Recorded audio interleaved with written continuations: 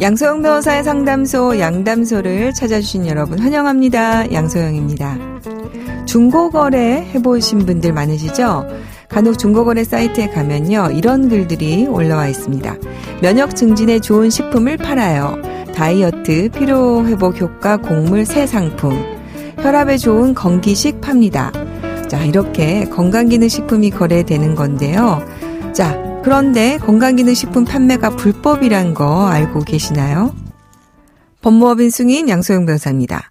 네, 건강기능식품은 건강기능식품에 관한 법률에 따라서 판매업 신고를 한 영업자만 판매할 수 있습니다. 그래서 만약 판매업 신고를 하지 않고 이렇게 건강기능식품을 판매하거나 중고거래하는 경우에는 5년 이하 징역 또는 5천만 원 이하 벌금을 물어야 됩니다. 식약처에서 조사를 했는데요. 일부 중고거래 사이트에서 혈압감소, 암치료 같은 허위 과대 광고와 함께 건강기능식품을 판매하고 있는 것으로 조사가 나왔다고 합니다. 만약 판매업 신고를 하지 않은 개인이 팔고 있다면 불법인 거죠. 현재는 상업적으로 이용하는 거래를 주로 확인 적발하고 있고 개인의 경우에는 사전 예방접 차원으로 플랫폼 업체 자체 차단을 우선적으로 조치하고 있다고 합니다. 그러니까 이제 내가 먹다가 잠깐 남은 걸 뭐 일회용으로 한 번 정도 중고거래 하는 것까지 형사처벌하기는 그렇기 때문에 이제 자체 차단을 우선으로 조치하고 있다고는 하지만요. 자, 법 위반인 것은 위반인 것입니다. 앞으로 좀 주의하셔야 될 것 같아요. 건강기능식품은 식품안전나라 누리집에서 건기식 업체 제품 검색 등을 통해서 정식으로 영업 허가 신고를 했는지 식약처에 신고한 제품인지 확인하시고 또 구매자들도 사셔야 될 것 같습니다.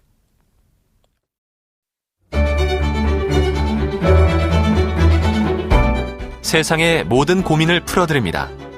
양소영 변호사의 상담소. 화나고 답답하고 억울한 당신의 법률 고민 함께 풀어볼게요. 오늘은 김하영 변호사님 함께합니다. 안녕하세요. 네, 안녕하세요. 자, 오늘 준비된 사연 만나보고 상담 기대해 보겠습니다.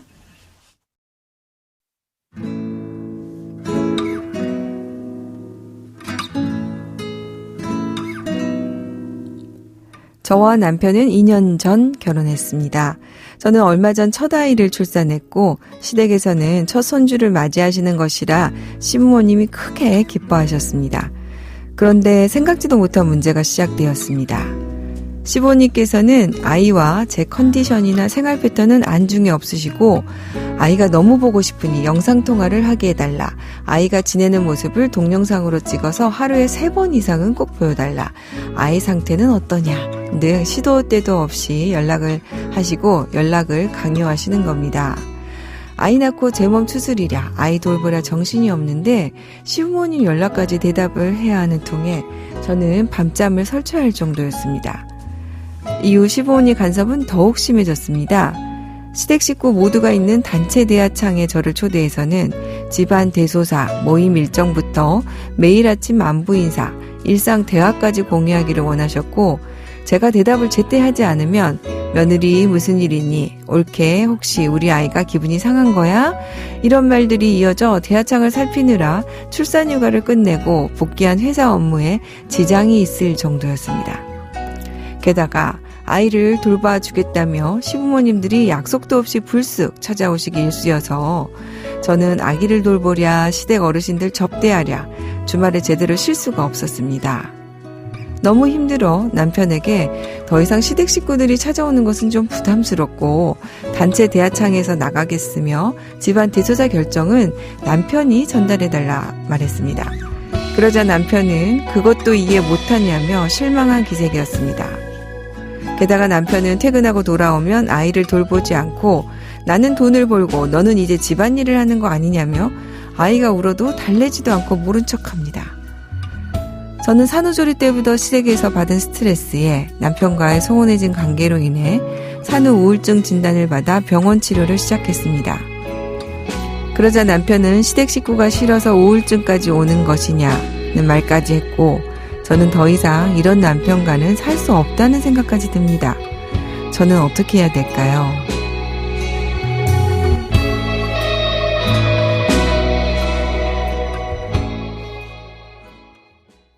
네, 임신과 출산. 사실 이거는 정말 겪어보지 않은 사람은 좀 상상하기 어려운, 이런 세상이 좀 있습니다. 네. 자, 육체적, 정신적으로 굉장히 힘들거든요. 그런데 이제 주변 상황은 우리 사연자분을 더 힘들게 만들었던 것 같군요. 자, 김하영 변호사님 어떻습니까? 우리 사례자처럼 결혼 초기에 그리고 임신 전후해서 출산 전후해서 시댁과 갈등을 빚는 경우 좀 자주 있나요? 네. 아무래도 결혼은 집안과 집안과의 만남인 만큼 혼인을 하면 이 배우자만 생기는 것이 아니라 배우자의 부모님도 함께 가족이 되는데요. 이 사소하게는 안부 인사, 주말에는 찾아뵙는 일까지 신경 써야 할 일이 많이 생깁니다.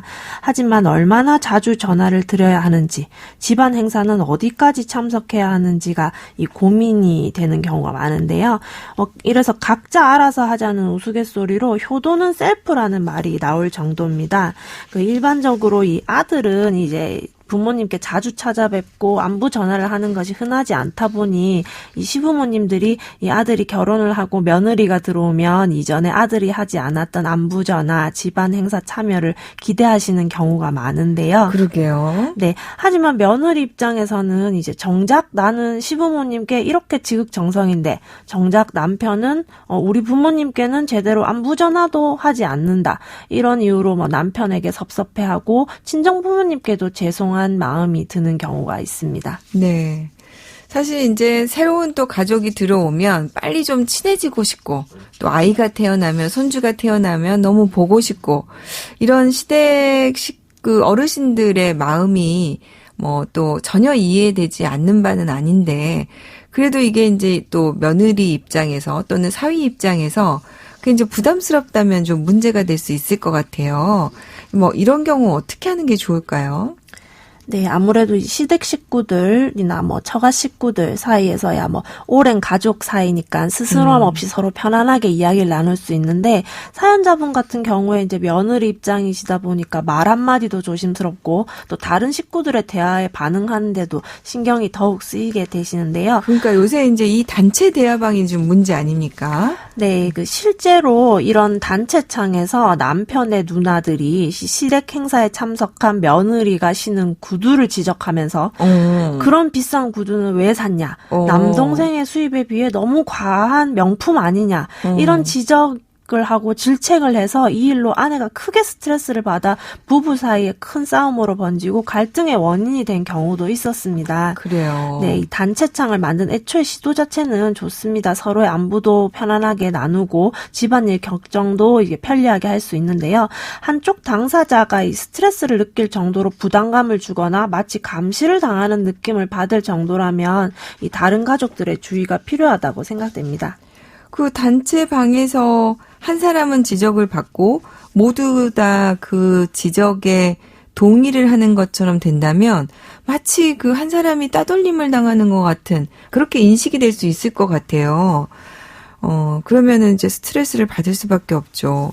그럼 결국 그게 부부 갈등으로 이어지지 않겠습니까? 네. 사연자의 경우에는 지금 결혼한 지 2년이고 아이를 출산한 지 얼마 안 됐는데 이런 이제 괴로움이 있긴 하겠지만 그렇다고 하더라도 또 이것만으로 이혼을 결심한다는 것도 쉽진 않을 것 같은데 어떻습니까? 네, 최근에 이 혼인한 지 3년 이내 특히 출산한 지 1년 전후에 신혼부부로 볼 수 있는 분들이 이혼을 결심해서 상담을 하시는 경우가 많이 있습니다. 네. 그래서 이제 갓난 아기를 보면 이렇게 어린애를 아빠 없이 어떻게 키울까 이런 생각을 하시다가도 저렇게 이기적인 남편과 아이를 어떻게 이 성년이 될 때까지 키울까 이런 생각을 하시면서 차라리 이혼하는 게 낫지 않나 이런 생각으로 이혼을 결심하신다고 하시는데요. 아무래도 특히 요즘에는 여성분들이 사회 활동을 이제 하시니까 이제 결혼 전 직장 생활을 하시다가 혼인과 출산으로 직장을 그만두시거나 이 휴직 상태에서 육아에 전념하시게 되시는데요. 이전에 자유롭고 활동적인 삶을 사시다가 오직 아기를 위한 삶을 살게 되시면서 이 자녀를 키우는 큰 기쁨과는 별개로 이 집안에서 아기와 단둘이 지내는 것 자체에서 소외감을 느끼기도 합니다. 네. 그래서 이럴 때는 가족, 특히 배우자의 역할이 굉장히 중요한데요. 이 아이 양육이나 집안일에 좀 더 적극적으로 참여하셔서 이 산모의 부담을 좀 덜어주시는 노력을 하실 필요가 있습니다. 그러니까 이제 직장 생활하다 갑자기 출산으로 인해서 집에 아이하고 있다 보면 내가 이대로 세상에서 사라져버리게 되는 것은 아닐까. 나의 이런 모든 삶이 남들과 뒤처져서 더 이상 회복하기 어려운 상태로 되는 게 아닐까. 이런 것 때문에 굉장히 마음적으로도 힘들거든요. 근데 거기에다가 이제 시댁 식구들까지 부담을 주니까 이제 산후우울증으로 이렇게 고생을 하게 되는 건데, 자, 김하영 변호사님, 우리 사연으로 돌아와 보면은 지금 산후우울증으로 이렇게 힘들어한 아내가 이혼을 청구할 경우에 지금 우리 사연으로 보면 이혼 사유에 해당한다. 이렇게 볼 수 있을까요? 네, 보통 이 방임으로 볼 때는 이 집을 나가서 생활비를 주지 않고 보살피는 않는 정도에 이른 것을 이제 방임 행위로 봐서 이 배우자의 부당한 대우로 보아 이혼 사유로 보고 있는데요. 이 사연의 경우에는 이에 해당할 정도는 아니지만 분명 갓 출산한 아내가 심한 스트레스를 받고 있고 또 시댁 식구들 사이에서 문제로 부부 사이 갈등이 악화되었음에도 불구하고 이 남편 이를 해소하기 위한 노력이 전혀 없었습니다. 오히려 일방적으로 배우자를 비난하고 또 힘든 육아를 무관심한 태도를 보여와서 이로 인해서 부부 사이의 관계가 파탄에 이르렀다면 남편에게 그 책임을 물을 수 있습니다. 그러니까 지금 남편은 보면은 또 그 가사와 관련해서 퇴근하고 돌아와서 또 돌봐주지도 않고 아이가 울어도 달래지도 않고 모른 척한다. 이런 부분이 있어서 좀 배우자 입장에서는 이 남편과 혼인 생활을 계속 내가 유지할 수 있을 것인가 심각하게 고민을 하게 될 수 있을 것 같아요.